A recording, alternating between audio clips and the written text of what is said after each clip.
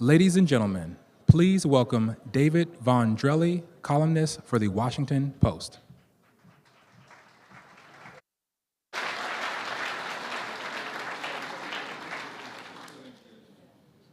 It is my honor to serve on the board of the Truman Library Institute, the nonprofit partners of the Harry S. Truman Presidential Library and Museum, and organizers of the Truman Civil Rights Symposium. I'm delighted on behalf of the Institute to welcome you to the Symposium's keynote address. Some 4 years ago, when the idea for this symposium hit me while I was mowing the lawn, I was convinced that a commemoration of the 75th anniversary of these historic executive orders was about much more than just Harry Truman. And he was not much for hero worship. Do your duty, Truman said, and history will do you justice. Instead, our purpose has been threefold. First, to honor and learn about the patriotic, self-sacrificing service of millions of men and women from the earliest days of our history who sought to advance and improve a nation that, in spite of their service, oppressed them.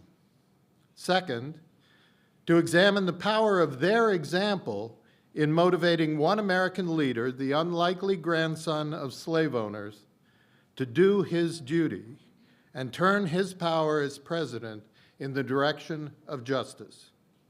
And third, to take a lesson from women and men who met the challenge of this new opportunity and thereby point us today to our new tests, to our nation's new needs, and to the world's new horizons. What I could not envision behind my lawnmower was the extraordinary generosity measured in time, talent, and treasure that would be needed to make this symposium a reality. The first email went to my childhood friend and longtime hero, Admiral Michelle Howard, whose reputation then opened every door and whose effort, even while she was serving the nation as chair of the National Base Renaming Commission, was tireless on our behalf. The same is true of our honorary co-chairs, Representatives Emanuel Cleaver and James Clyburn, and of the other honorary committee members, including those who are with us tonight, U.S. District Judge Richard Gergel, Brigadier General Donald Scott, and Ambassador John Estrada. Our planning committee taxed personal networks and expertise to conceive and create these fascinating and moving programs we've been enjoying last night, today, and tomorrow morning. Our stellar cast of presenters spans such breadth of knowledge and experience, and yet they all share the common trait that we've paid them only in our gratitude. Our presenting partners allowed us to meet in the nation's most magnificent venues, the Library of Congress, the Smithsonian's National Museum of African American History and Culture, and tonight at the National Archives, where we're hosted by Dr. Colleen Shogan, Archivist of the United States. There was the tireless and committed staff of the Truman Library Institute. It's a small staff, but big in spirit. We've been supported by the enthusiastic and energetic Institute Board and by our federal partners at the Library and Museum. The list goes on and on. I'll name only a few more. Because it's not possible to do this without money, I'll mention our donors. Our Kansas City friends, led by CPKC, Lee and Tyler Notberg Family Foundation, Ann Baum of the G. Kenneth and Ann Baum Philanthropic Fund, Jan and Tom Kramer, Holland 1916, Kristen and Don Trigg, Cheryl and Billy Geffen, and Imjanine Stranjord. And finally, our partners at the Boeing Company. It's several years ago that we went in our capital campaign and approached Boeing for the first time. There was no relationship there, and we didn't know what we might be able to expect. Not only did Boeing agree to sponsor a new civil rights display at our $30 million modernized museum, which we hope you'll all come and see if you haven't, in Independence, Missouri, but they pushed us to do more. And it is as much their spirit of encouragement as our spirit of determination that allows us to be together today. They have been excellent partners, and when they said yes, I knew this would be possible. And without another word from me, I present the President and CEO of Boeing Defense, Space, and Security, Ted Colbert.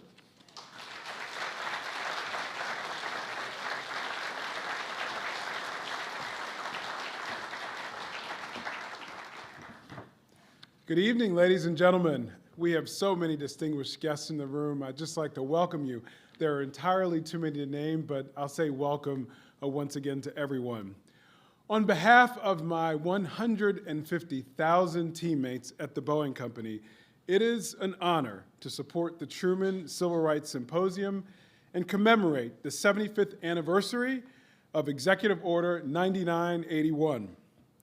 Tonight, we are here at the National Archives, the place that houses the Charters of Freedom, the Declaration of Independence, the United States Constitution, and of course, the Bill of Rights. But the truth is, when these documents of democracy were written, the liberties they created to protect did not apply to all Americans.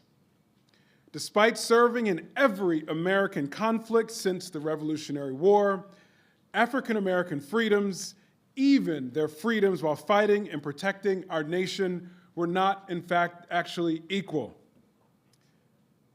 That said, when President Truman signed Executive Order 9981 on July 26, 1948, abolishing discrimination on the basis of race, color, religion, or national origin in the United States Armed Forces, he created enduring change. The first line reads, "Whereas it is essential that there be maintained in the armed services of the United States the highest standards of democracy, with equality of treatment and opportunity for all those who serve in our country's defense." The signing of this order marked a crucial moment in the civil rights movement, and we have come a long way.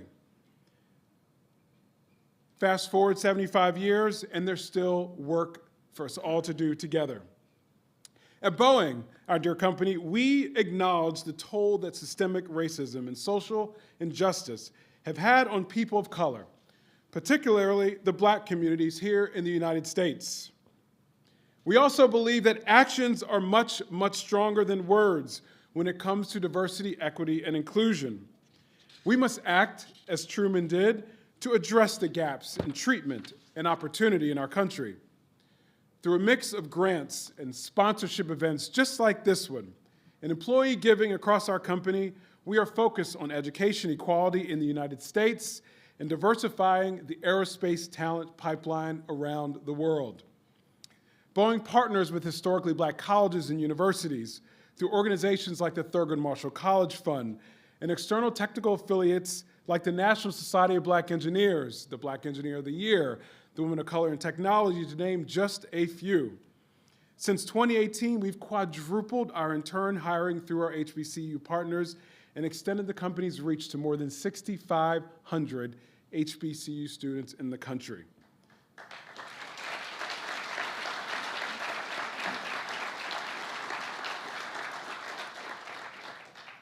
We're also proud to partner with the National Archives, supporting plans to permanently display the Emancipation Proclamation in the Rotunda alongside the Declaration of Independence, the Constitution, and the Bill of Rights.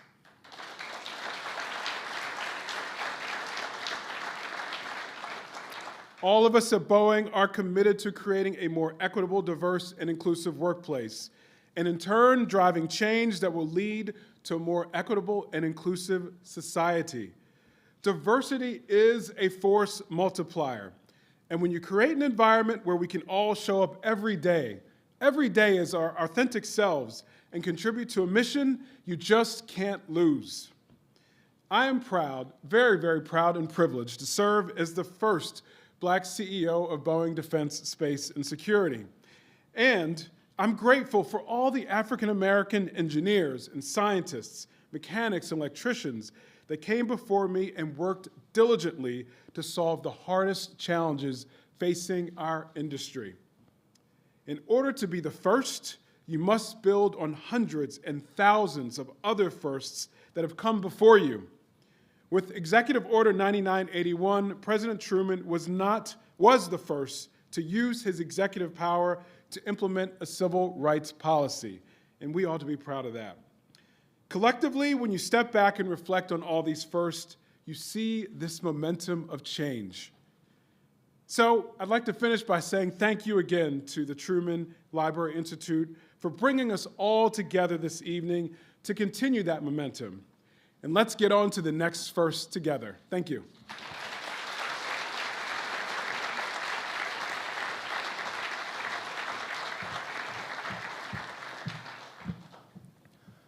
Please welcome Dr. Kurt Graham, Director of the Harry S. Truman Presidential Library and Museum.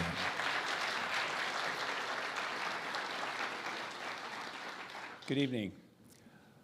When Alex Burden and I set out to reimagine the Truman Library under the direction of then Board Chairman John Sherman, we always said the physical renovation would be followed by a national and international programmatic thrust. Well, here we are. Remarkably, our title sponsor for this event, the Boeing Company, also underwrote the Civil Rights Gallery and our newly renovated museum exhibits. Sherry is out here somewhere. I wanted to call her out and thank her for those conversations and for that original gift. Thank you for your generosity and for that display of corporate responsibility. I wanted to underscore one thing David Von Drehle said as well. He glossed over it, but this entire symposium was his idea and his idea alone. He called me and Alex 2 years ago and said, we need to do something big around DSEG in 2023. His vision, his passion, and connections have made all of this happen. David is not simply a Kansas City treasure. He is a national treasure who happens to live in Kansas City. David, thank you for your commitment to what we like to call the Truman business.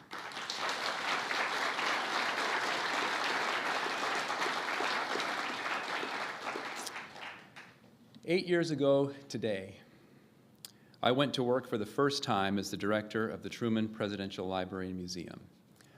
Happy anniversary. I think there are some flowers or chocolates or something around here somewhere. We'll get to that momentarily. I had no way of knowing then that what sounded like kind of a cool job would become the honor of my professional life, to represent the legacy of one of our nation's greatest statesmen, a man I have come to appreciate as if a personal friend. Earlier this week, Chairman of our board, Pat Ottensmeyer, and I had the privilege of addressing the captain and crew of the USS Harry S. Truman as part of the 25th anniversary celebrating her commissioning.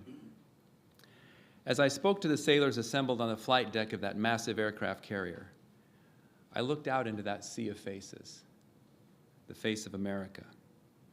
It was black. It was white. It was Asian, Hispanic. It was Native American. It was male and female. Everyone was there. And I realized they were all there because 75 years ago, a farmer from Missouri said enough. Because this most unlikely champion of civil rights affirmed that when I say all Americans, I mean all Americans. And so it is that we are here to celebrate Harry Truman, as well we should. But we also celebrate those who paid a personal price for the freedom we enjoy, a freedom propelled by pluralism and rooted in firsts. The first black man on a submarine, the first African-American woman to enter the naval nuclear program, the first black jet fighter pilot, the first African-American female four-star admiral. The list goes on and on. And some of these firsts are shockingly recent. Many of these pioneering soldiers and sailors faced racial ridicule and bullying. To claim their rightful place, they had to overcome being berated and belittled.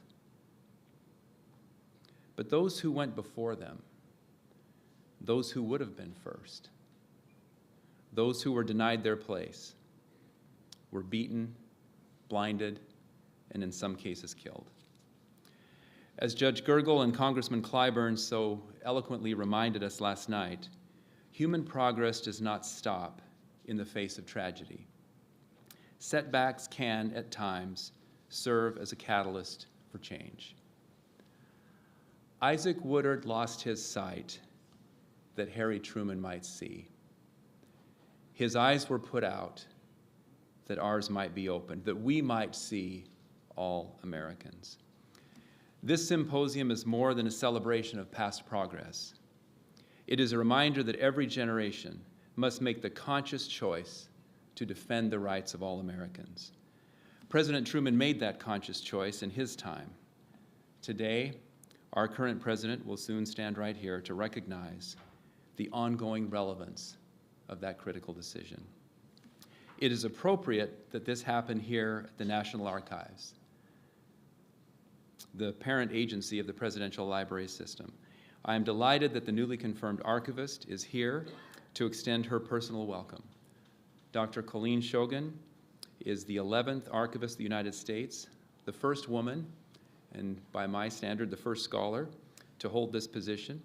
She holds a PhD from Yale University, has published extensively on the presidency, and I'm very excited about the kinds of things like this, that will be accomplished under her leadership. Will you please join me in welcoming to the stage Dr. Colleen Shogan.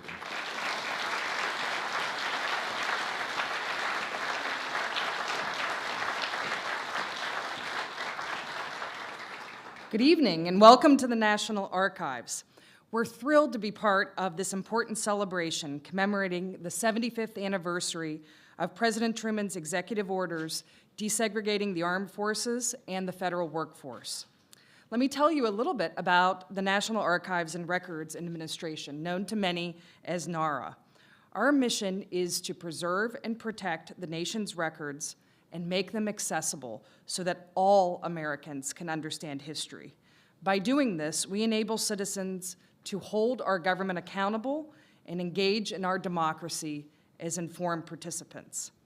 But to give you an idea of our breadth, the holdings in the National Archives include 13.5 billion, and that's billion as in B, pages of textual records, and tens of millions of maps, charts, drawings, photographs, and films.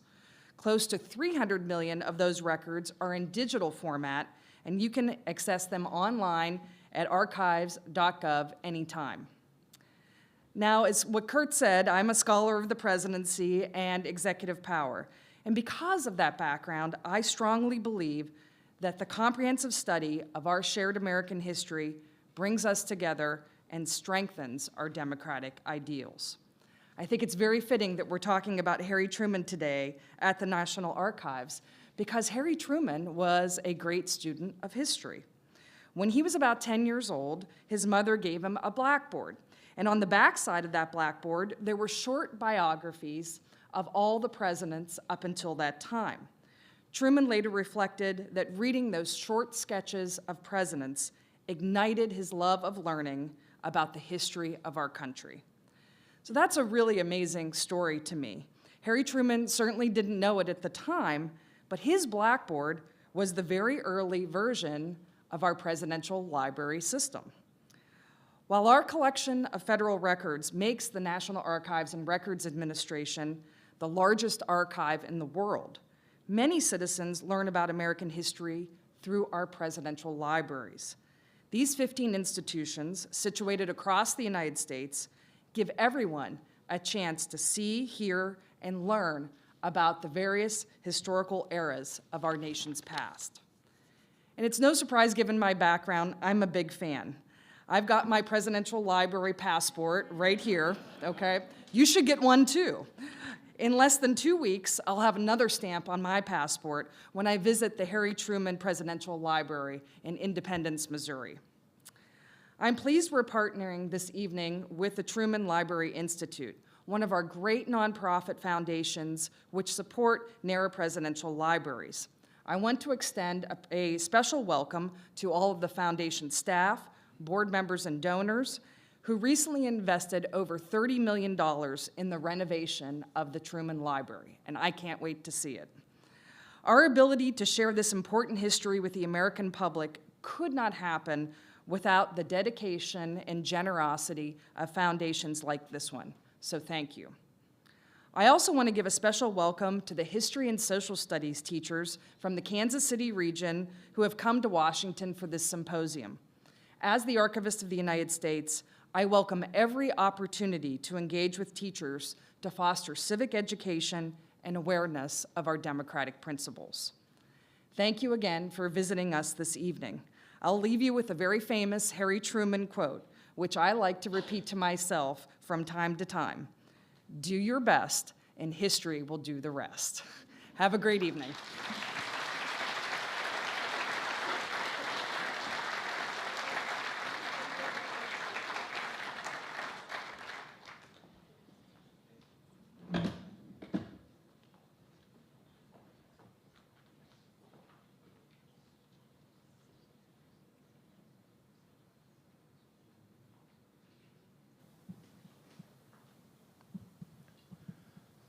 Please welcome Admiral Michelle Howard.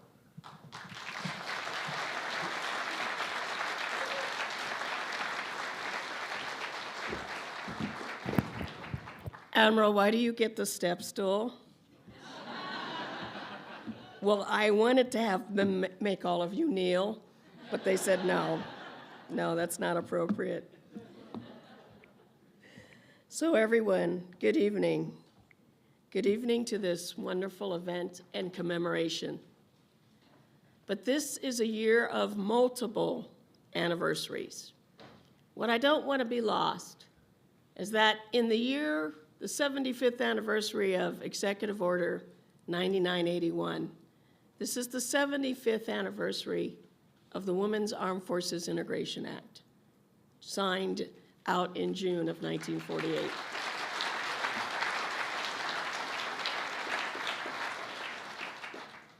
And it's as if in one seminal year, President Truman's signature on EO 9981 and the Armed Forces Integration Act brought to life Frederick Douglass's words about the equality of man and womankind.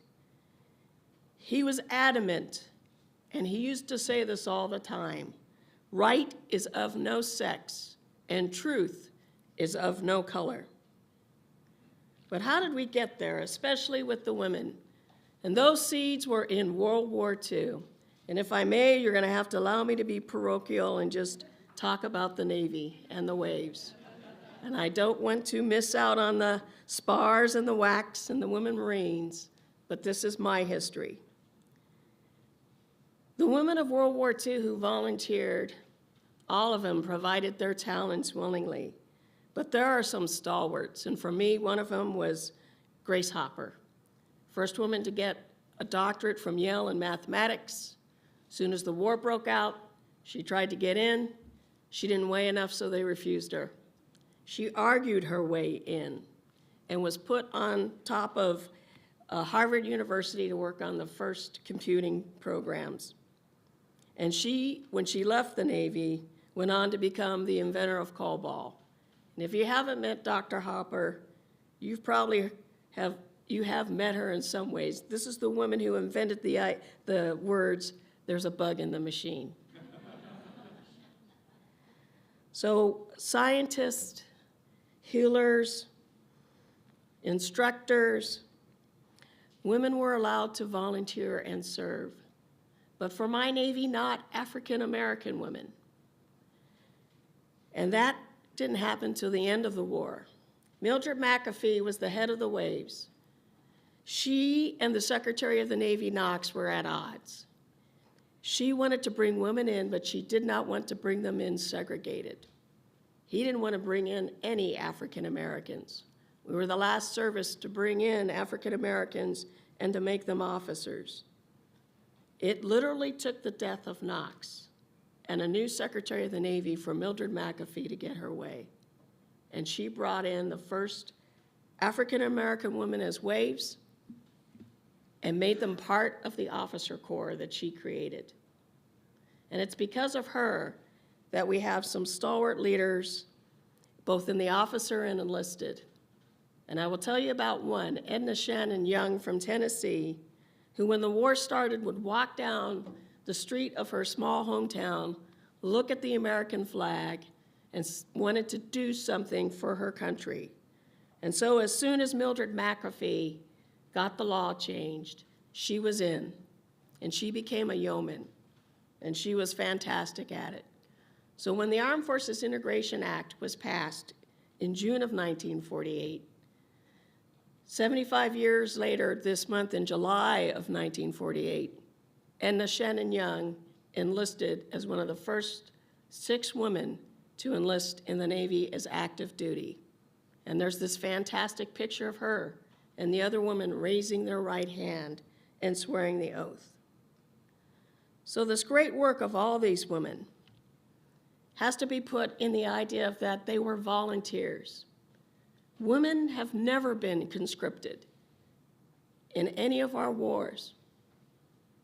And we talk about the all-volunteer force. What we don't talk about is the always volunteer force of the American woman and everything she has done for our country. And it took Truman and Congress to recognize those contributions and allow women the opportunity to continue to serve and to protect our country and the Constitution. Thomas Paine, in his famous pamphleteer, Common Sense, starts off in this preface with this idea, time makes more converts than reason. What he's saying is that you can have logical discourse, you can have the best of arguments, but it's generally those experience sets you gain over time that changes your mind, that allows you to absorb the biggest of culture change. It was revolutionary talk for a revolutionary man. But since the signing of Executive Order 9981 and the Women's Armed Forces Integration Act, time has made more converts of all of us. The recent Iraq-Afghanistan wars highlighted that women and people of color can serve as ably as any other citizen.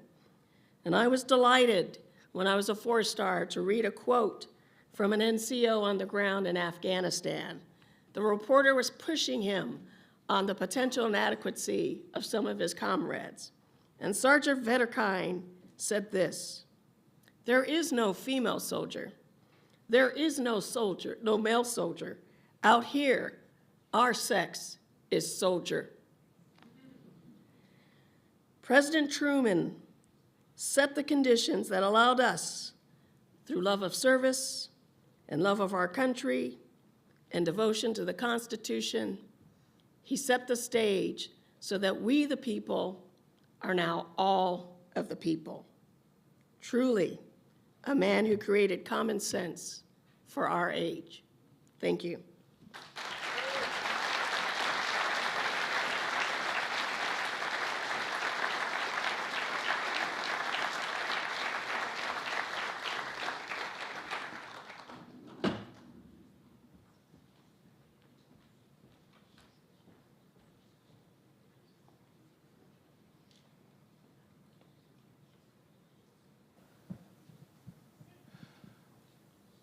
Please welcome Admiral Linda Fagan, 27th Commandant of the United States Coast Guard.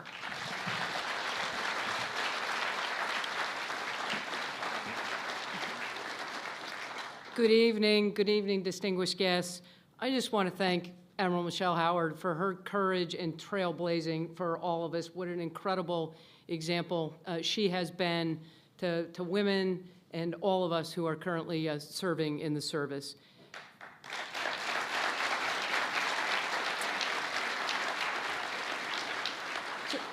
Thank you for the opportunity to share a little perspective on President Truman's leadership in 1948 and the signing as we integrated the armed services and brought women into the service. It is remarkable to be here at the National Archives to reflect on the birth of our nation, the meaning of the foundational documents that reside here in this great building, as we continue our journey towards achieving the ideals of equality that were written down more than 247 years ago. And the United States military has progressed on that journey. We continue to progress on that journey, just as the rest of America continues to lead the way forward. President Truman's executive order in 1948, all of the executive orders were important, an important waypoint on that journey. And the integration of the armed services, the federal civil service, and women into the force affirmed the right of all people, to serve their nation as equals. His courageous leadership laid the foundation for subsequent advances in civil rights throughout American society and created a stronger and more capable military to protect our national security. And as I've reflected at a number of the commemorations this week, I don't believe I would stand here as the 27th Commandant of the United States Coast Guard if it were not for his courage to begin the journey forward that allowed me to realize that opportunity when I went to the Coast Guard Academy in the 1980s. Today, our service members are our most valuable military resource. And even in an age of rapidly changing technology, our strong defense, our nation's defense, depends on our people. For the Coast Guard and the other military services, our challenge is to continue to adapt to that rapidly changing world with constantly evolving threats. We train to execute traditional missions just as the risk in the environment we execute those missions in continues to rapidly evolve. We must be truly ready for anything. And a recent example of this challenge is played out in the news just a few weeks ago, where the Coast Guard led an international search and rescue effort for the crew of the submersible Titan. It was a first in our service's history, a search and rescue case executed nearly 1,000 miles offshore, looking for an object almost 3 miles underwater. This is not something we have trained to do or we have even thought about needing to do. Yet, as complex and unprecedented as that mission was, our people rose to the challenge. They demanded them to collaborate with people of different backgrounds from many different communities, the science community, international communities. It called for creativity, not conformity.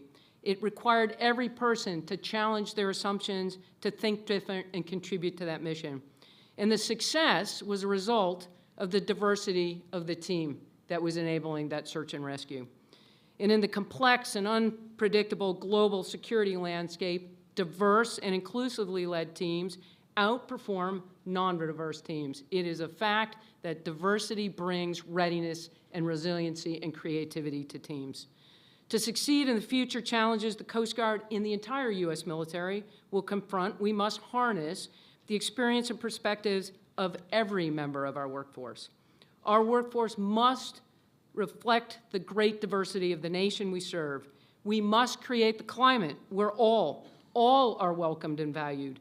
Diversity in all of its meanings creates strength, resiliency, and a ready workforce and team.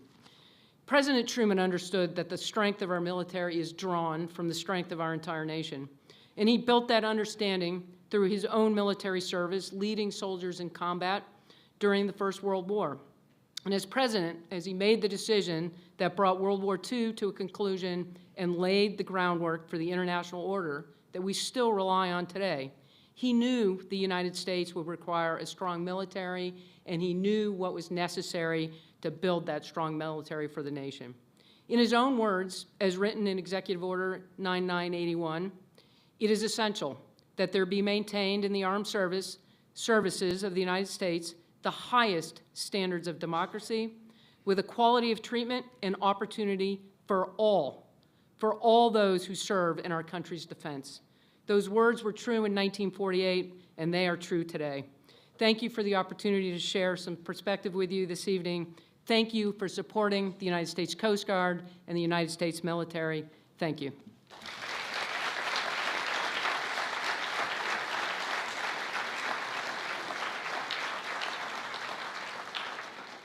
Please remain in your seats. The program will continue momentarily.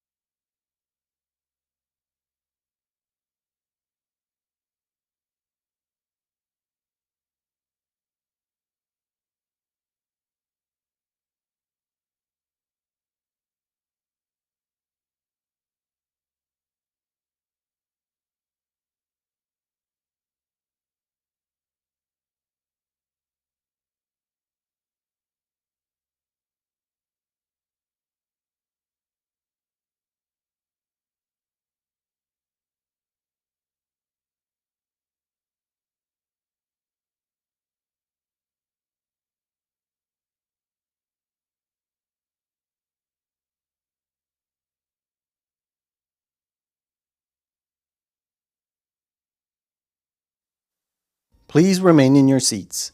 The program will continue momentarily.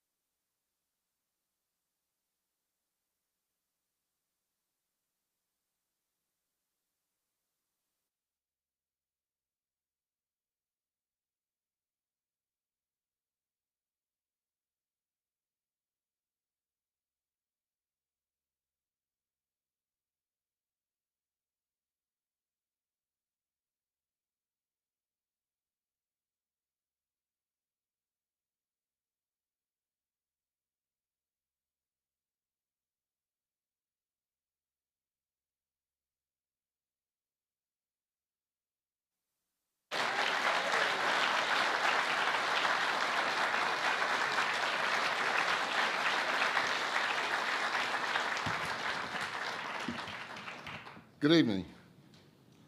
As the member of Congress representing Independence, Missouri, Harry Truman's home, I've spent a lot of time over the years just thinking about President Truman's legacy. When people think about Harry Truman, some remember his defense of democracy. Some remember his fair deal in the face of economic uncertainty. Tonight, we'll all remember his humanity in the face of discrimination. And when I think of Harry Truman, I'm also reminded of Joe Biden, who joins us here tonight. Well, when I think about Harry Truman, I'm reminded that there are a lot of similarities.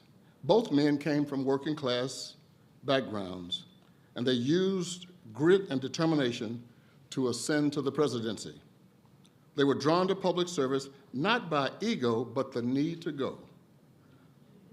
They swore their oaths as Americans, and they lived as Americans. During their time, mothers, fathers, sons, and daughters found themselves in a global war. Now, generations may divide, but decency unites Truman and Biden.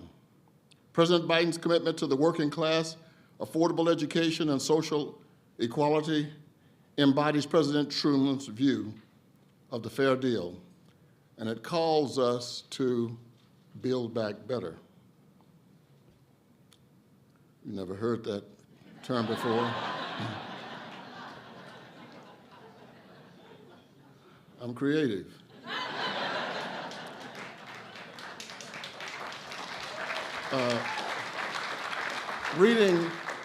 Reading today's newspaper will no doubt remind us that President Truman's wisdom is needed as much today as it was in 1947.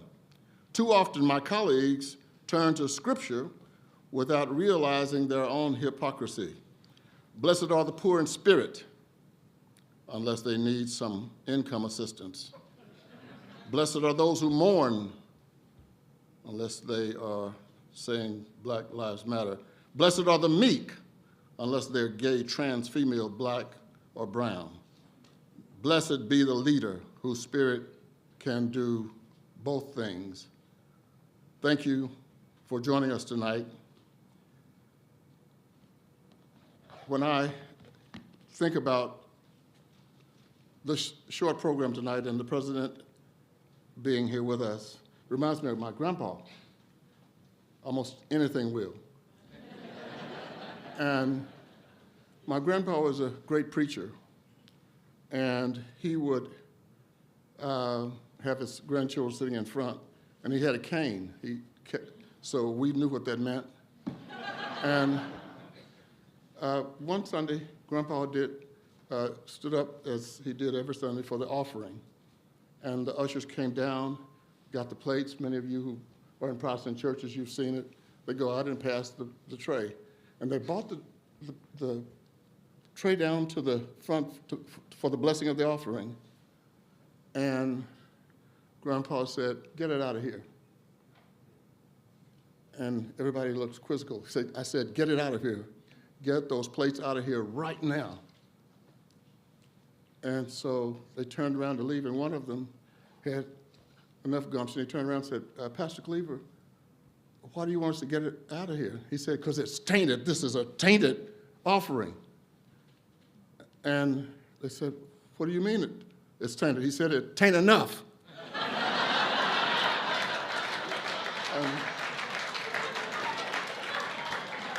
President Truman and President Biden realized it tain't enough to just go into the Oval Office. You got to do something. Jim Clyburn, my friend,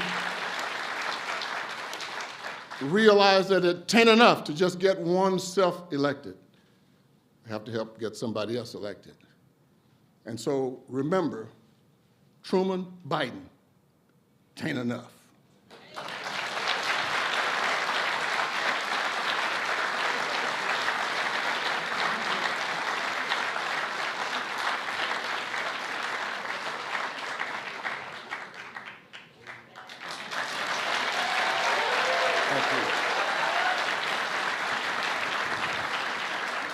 Thank you.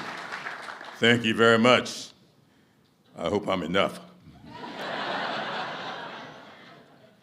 Good evening to all of you, and thank you for joining us as we gather to celebrate the civil rights legacy of the 33rd President of these United States. I've spent a great deal of my 30-plus years in Congress reflecting upon the consequences of Harry Truman's presidency and its impact on our nation's pursuit of a more perfect union.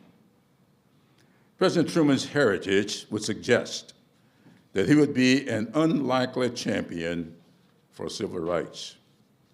He grew up in a segregated town in Missouri, in a family of slave owners, and among friends who were adherents to white supremacy. But when he learned of the fate that had befallen Sergeant Isaac Woodard, Jr., a decorated Black World War II veteran who, upon being honorably discharged, was traveling home to Winnsboro, South Carolina, President Truman experienced a Saul to Paul transformation. Sergeant Woodard, while proudly wearing his uniform, adorned with combat ribbons, had been brutally attacked and intentionally blinded by police officers in Batesburg, South Carolina. When he heard of the incident, President Truman is reported to have exclaimed, "My God, I had no idea it was as terrible as that. We have got to do something." He followed that explanation by stepping outside his comfort zone and becoming the first president to address the National Conference of the NAACP, signing Executive Orders 9980 and 9981, which desegregated the armed forces and the federal workforce, and appointing the first federal commission to address the issue of equal treatment and fair play. In short, he shaped a more perfect union. Tonight, 75 years and 13 administrations later, we are honored to have with us another president who is not afraid to step outside of his comfort zone. Not unlike Truman, our 46th president, Joseph Robinette Biden, is constantly underestimated by the pundit class. According to them, he could not win the presidency. The headlines were not all that different from that iconic headline, "Dewey defeats Truman," in the November 3rd, 1948 edition of the Chicago Tribune. Like Truman, Joe Biden has proved the naysayers wrong.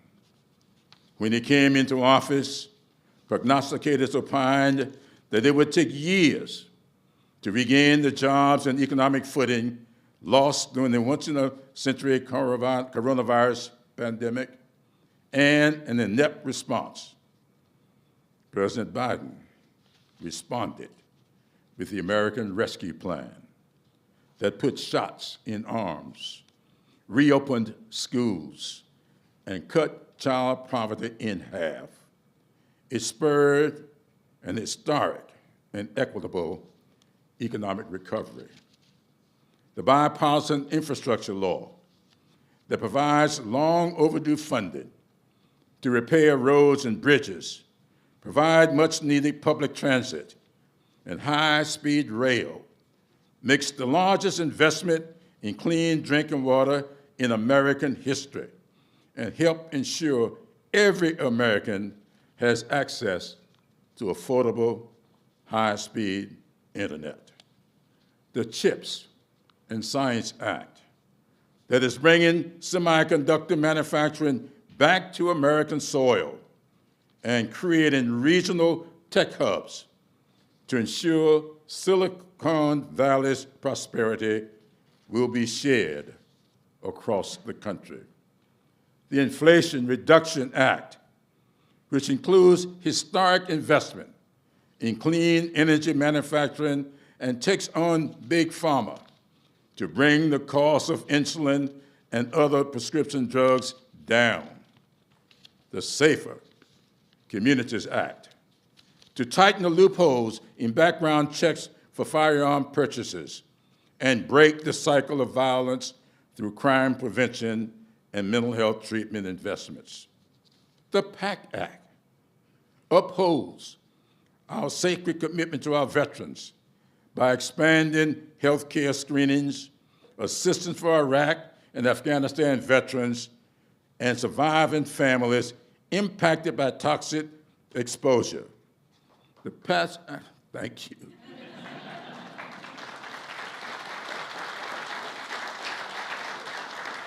But the PACT Act does something else.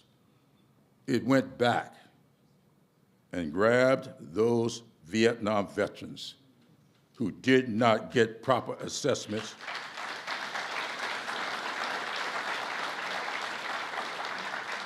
and I've talked to several in my congressional district who said to me that when the PACT Act passed, their benefits went from 15 and 20% up to 95 and 100%. Now, President Biden was doing all of this while implementing $116 million in student loan debt forgiveness for 3.4 million borrowers and bending the long arc of the moral universe toward justice by fulfilling a campaign promise that shocked the prognosticators when he made it, putting the first black woman on our highest court in the country.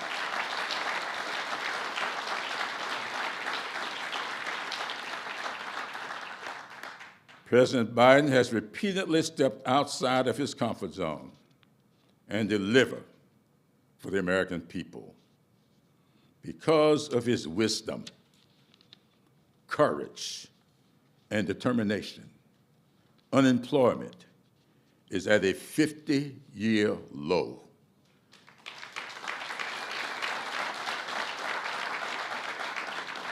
$13.2 million new jobs have been created, and consumer confidence is high and rising. For the first time in generations, we are bringing manufacturing jobs back to America, and last month, the economy grew 2.4%, exceeding expectations, and inflation dropped to 3%. In short, Bidenomics is working. And the American people are beginning to respond. Because of his temperament, temerity, and tenaciousness, Joe Biden has restored our nation's preeminence around the world and rejuvenated the American people. Ladies and gentlemen, it is my great honor to present the 46th President of the United States of America, Joe Biden.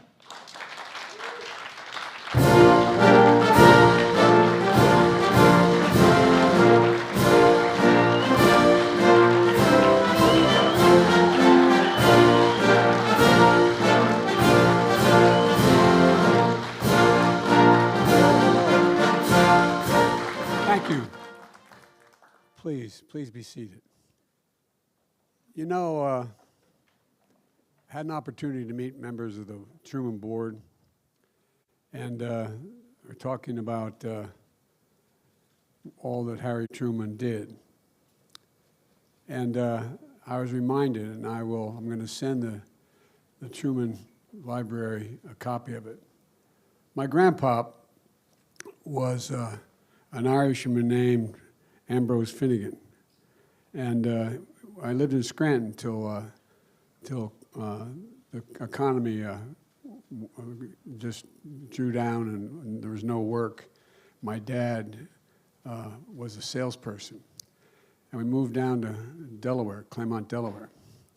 We go home all the time to Scranton, and one day we went back. I was back in Scranton, and a lot of my friends. I moved there to Delaware when I was in 3rd grade, but we went home a lot. We still call Scranton home, and we were up there on St. Patrick's Day when I was 14 years old, and I was standing on the corner watching everybody go by to go into the event, and Harry Truman was a speaker at the Truman dinner that year. And the sort of the David Broder of the Scranton Times was a guy named Tommy Phillips, who was a elderly man, younger than me, but elderly man, who was the chief political reporter. And they got a picture, and I hadn't thought about it in a long time, but I'll send it over to the library, of me at 14 years old standing on the corner, and it was a warm day for February. And I'm standing in the corner in a long-sleeve shirt with my buddies. And President Truman was coming around the corner, coming off of Dimmock Avenue, and he was in a convertible. And purely by accident, I assume it was an accident, the photographer from the newspaper got a picture of me making eye contact with Harry Truman. It was just, I'm sure a lot of people made eye contact with him. But I was looking, and you can see in the photograph, we're looking at one another eye to eye. And that's when this Tommy Phillips, the David Broder of the day in Scranton, wrote, "That's when Joe Biden knew he was going to be president."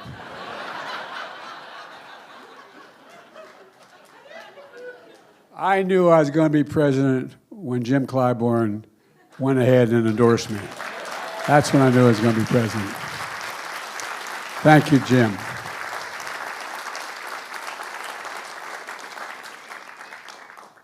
This is a great honor to be here tonight, and I mean that sincerely.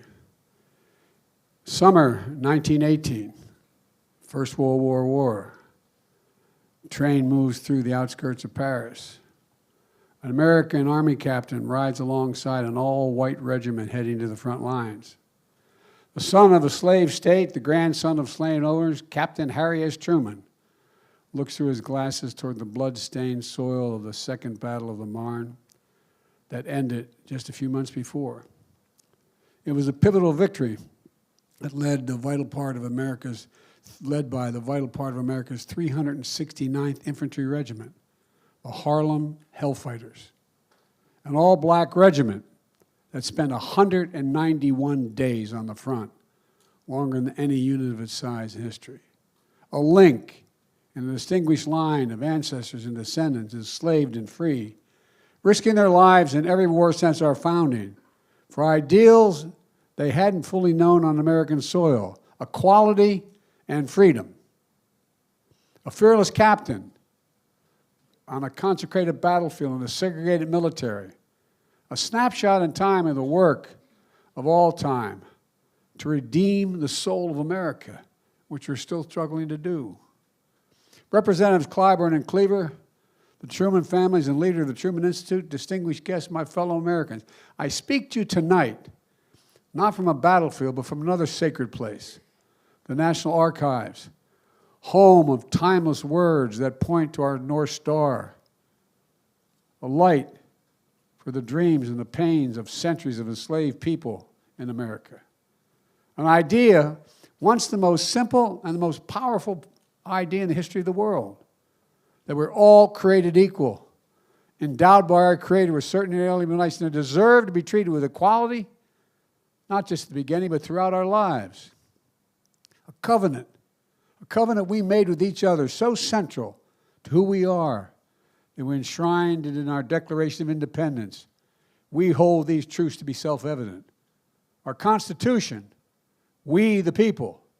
Our Bill of Rights, with the freedom of religion, speech, press, assembly, and more, all safeguarded in this hallowed place. History requires us to acknowledge that we've never fully lived up to the promise of America, captured in the essence of these documents. But our aspiration is to be a more perfect union, ensure that we never fully walked away from it either. Just like the Army captain who became President of the United States of America walked toward our North Star when he signed Executive Order, as Jim mentioned, 9981, that desegregated the United States Armed Forces on July 26, 1948, 75 years as of yesterday. Harry Truman, born in Missouri, to a family and community that embraced the Confederate sympathies, but savage violence and venom toward black veterans and the power of the civil rights movement changed his mind and his heart. Guided by a prayer he memorized as a child, and the prayer went like this: "O Almighty and everlasting God, creator of heaven, earth, and universe, help me to be, to think, to act what is right because it is right." That was a prayer he memorized, and history says he spoke to. When the time came, Harry Truman did what the very American thing. He rose to the occasion, and he chose to do right. The American military has been segregated since our founding, yet hundreds of thousands of people of color, men and women, still courageously served with love of country that often didn't love them back. They served in our Revolutionary War, declaring independence from a king, only to be enslaved by a master. They protected the Union in the Civil War, only to face disunion under Jim Crow. They sacrificed during 2 world wars, fighting against autocracy, only to be denied the freedom of their own democracy. They're patriots like the Buffalo Soldiers, legends for their valor in combat.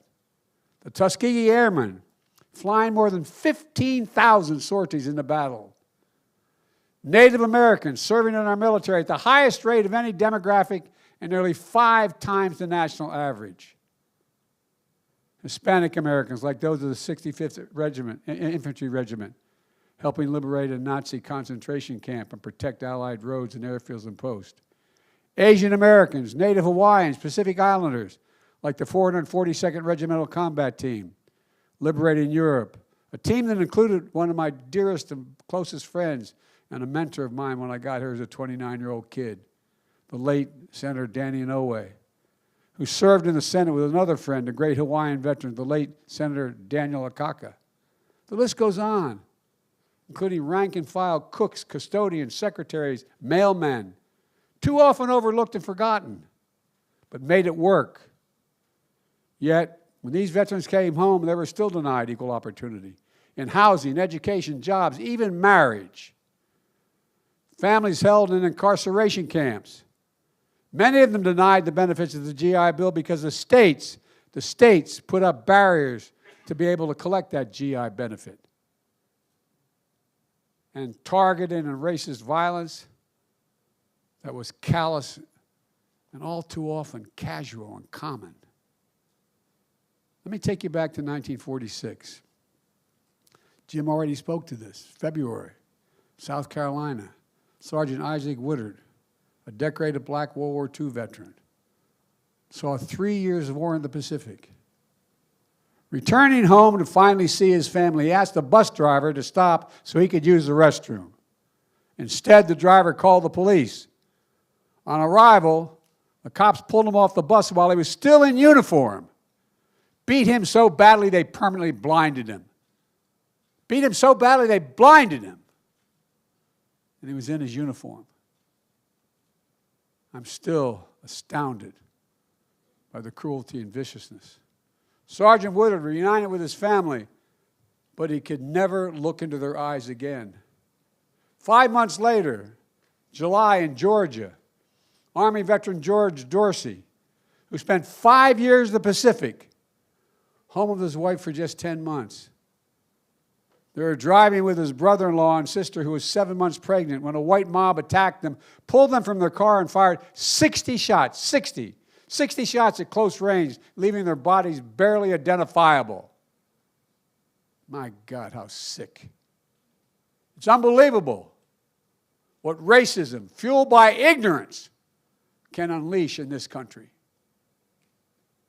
The next month, August 1946, in response to similar acts of racist terror, a 17-year-old college student wrote a letter to the Atlantic Constitution. And here's what he said. He said, quote, "We want and are entitled to the basic rights and opportunities of every American citizen," end of quote.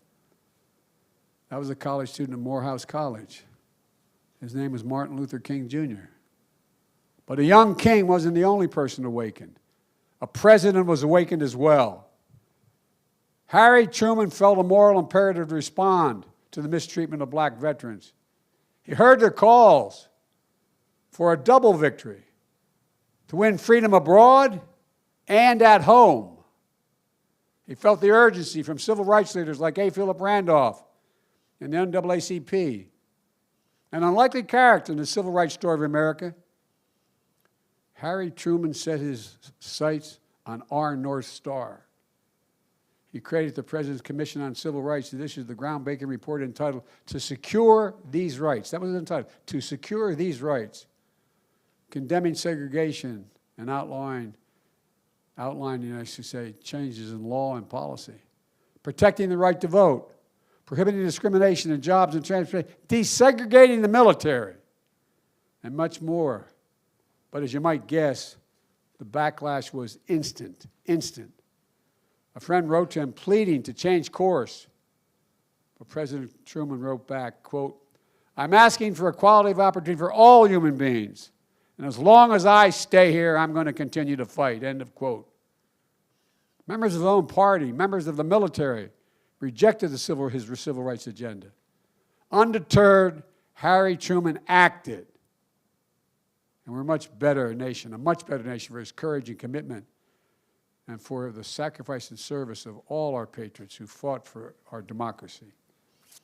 This year commemorates two other significant milestones: the 75th anniversary of women in the military and the 50th anniversary of an all-volunteer force.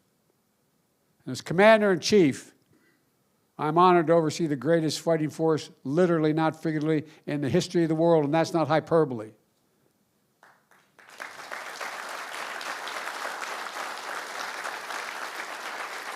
And I might add, the most diverse fighting force in the history of the world.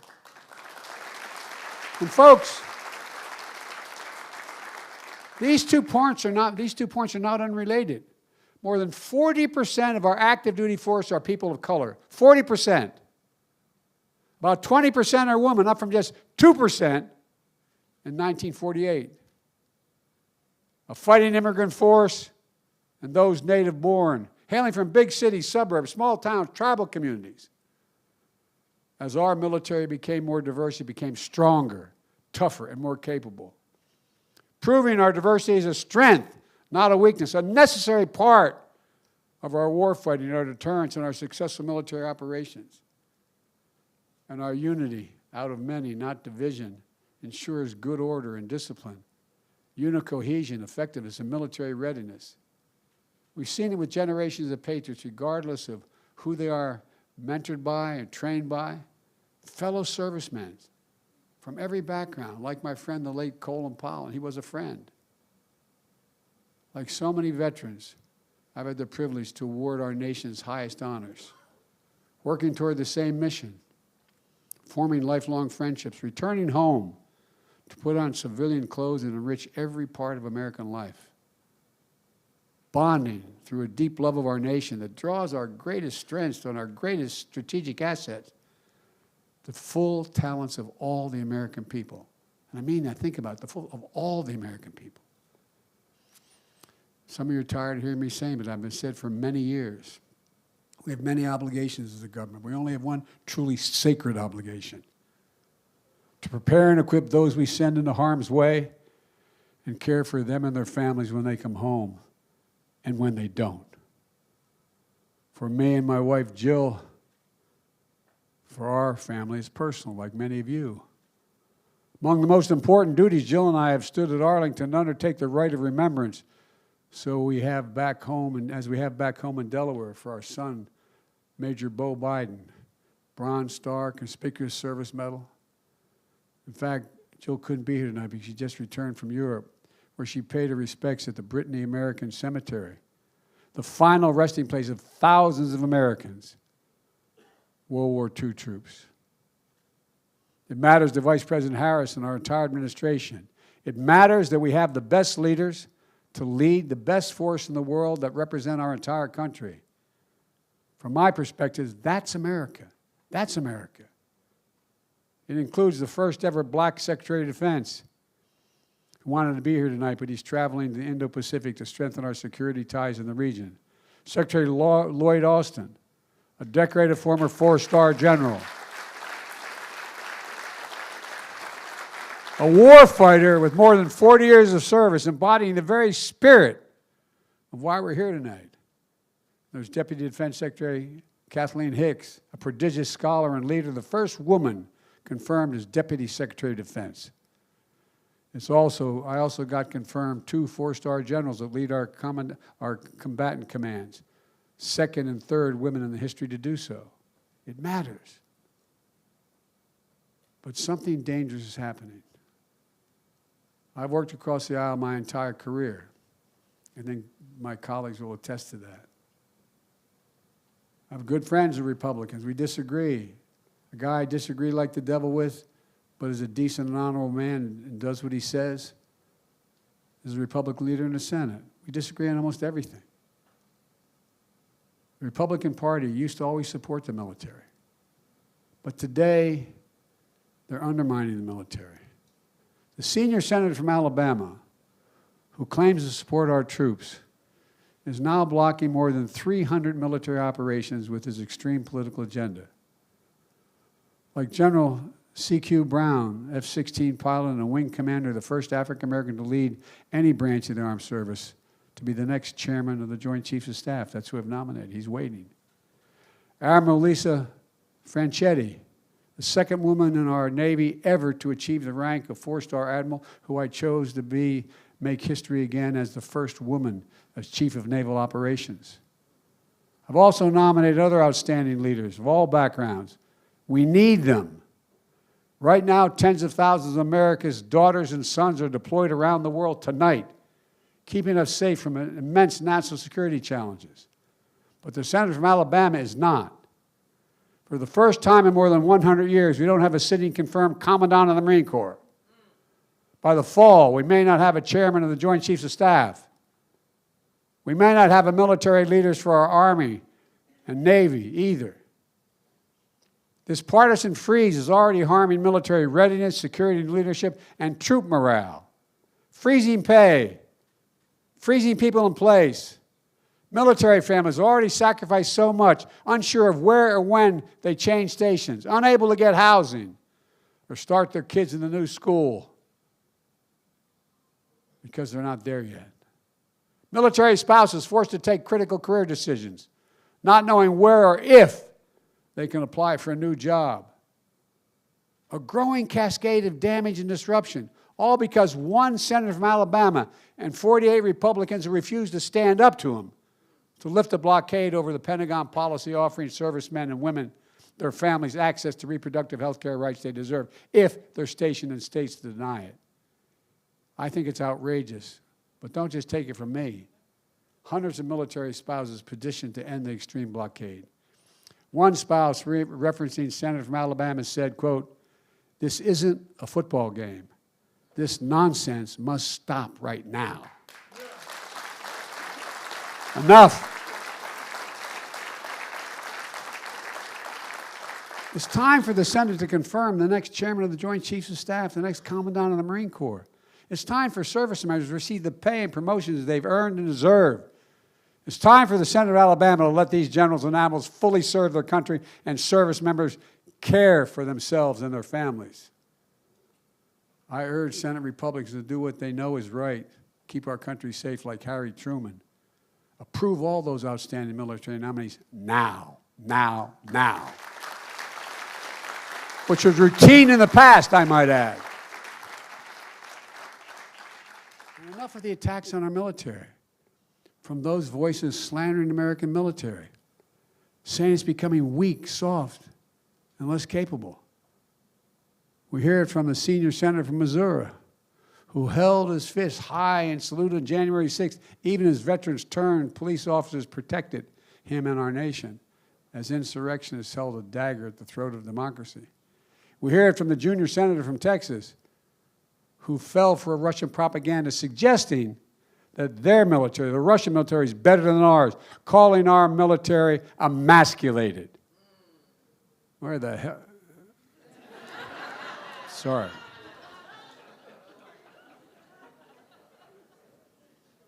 Frankly, they have no idea in what God's name they're talking about. As Commander-in-Chief, I can tell you without reservation, not just being in this business for a long time, but being a student of history, we have and always will have the strongest, toughest fighting force in the history of the world. And again, that's not hyperbole. That's real.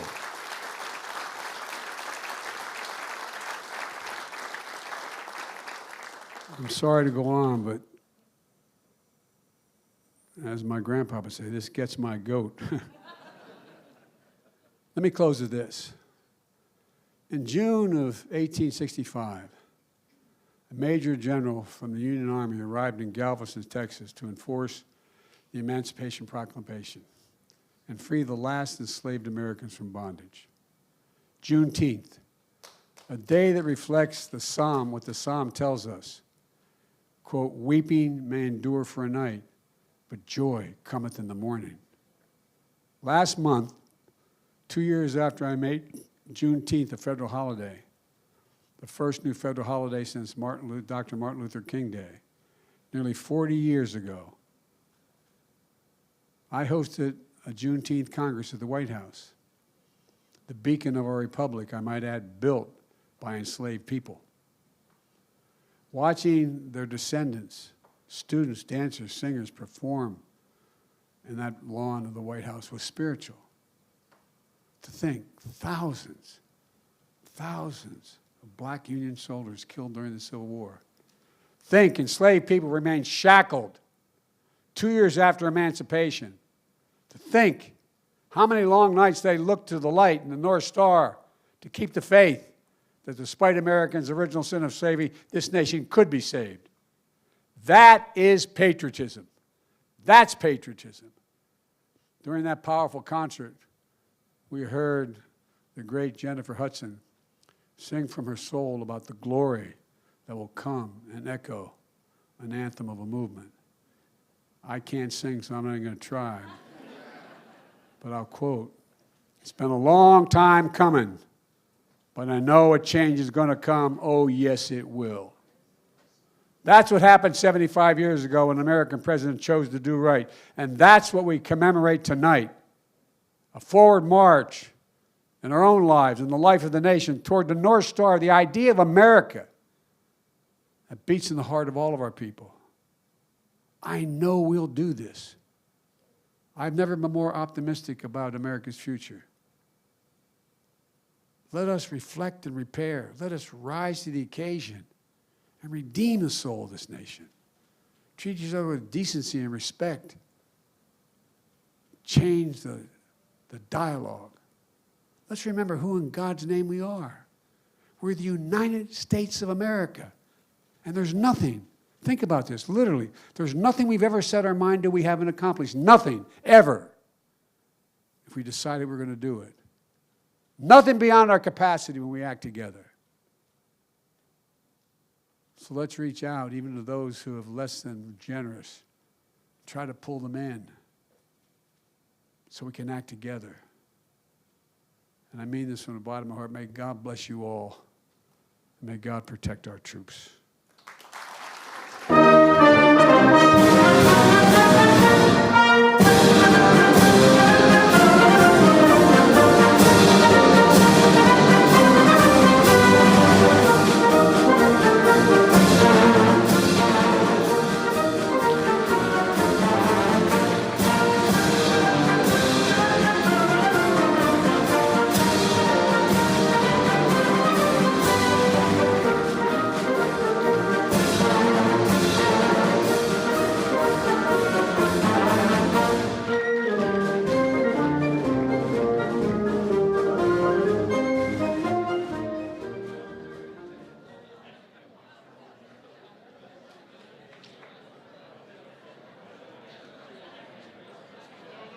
Please remain in your seats.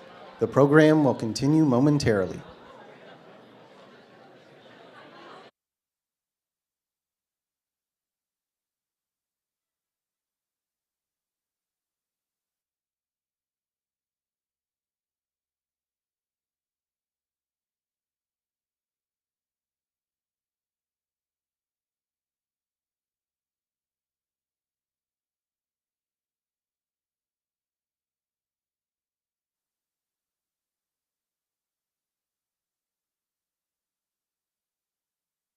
Please welcome Alex Burden, Executive Director of the Truman Library Institute.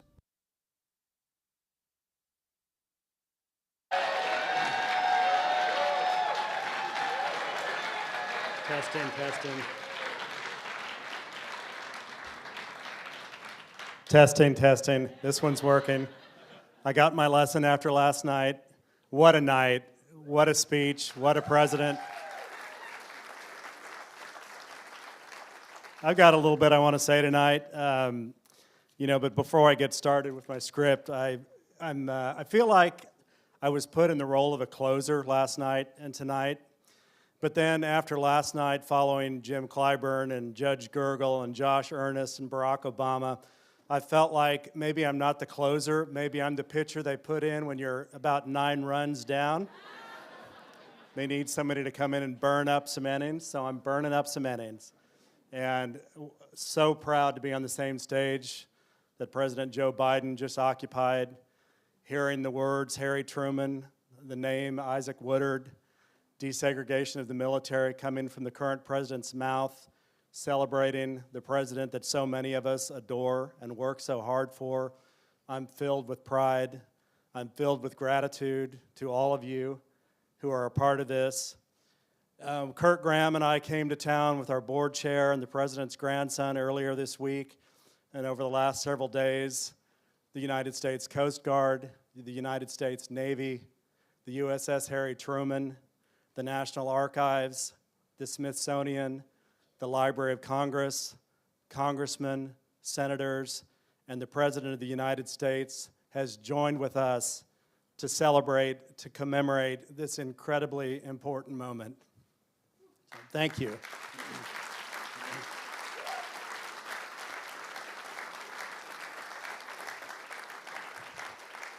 There's been a lot of wonderful stories.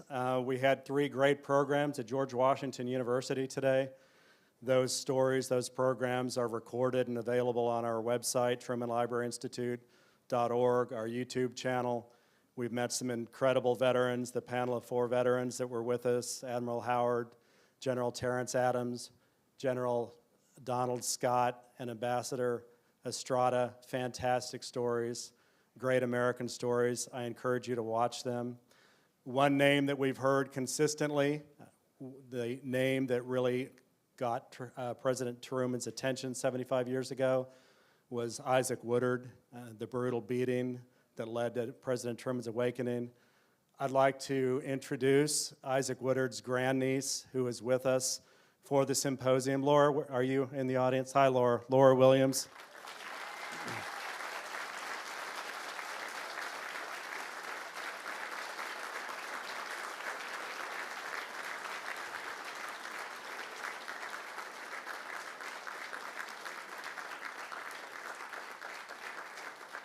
Laura is a wonderful representative of Isaac Woodard and his legacy and everything that horrible moment has led to. Some change that's still needed. She's a wonderful representative. She's a wonderful storyteller. She's written a children's book, a documentary about Isaac Woodard's coming out. There is already a PBS documentary about Isaac Woodard and Harry Truman and the Awakening. I encourage you to watch that. But again, gratitude, pride in what we've done, appreciation for all of you, and thank you for being with us. I will agree with President Joe Biden. This matters. History matters. Harry Truman's legacy matters. Integrity matters. What he stood for matters, and the work that we're all doing in support of his library and his legacy, it matters. Thank you all for supporting it. Boeing, thank you for being the title sponsor of the symposium. CPKC, Jan and Tom Kramer, Billy and Cheryl Geffen, people from all over the country stepping up and helping us out. We appreciate you. Stay tuned. There's more tomorrow, 9 o'clock, the Smithsonian National Museum of African American History and Culture. Our final panel, 9 o'clock, starts a little bit thereafter. We've got a great program. Honored to have General C.Q. Brown, Jr. Closing us out and with some wonderful remarks.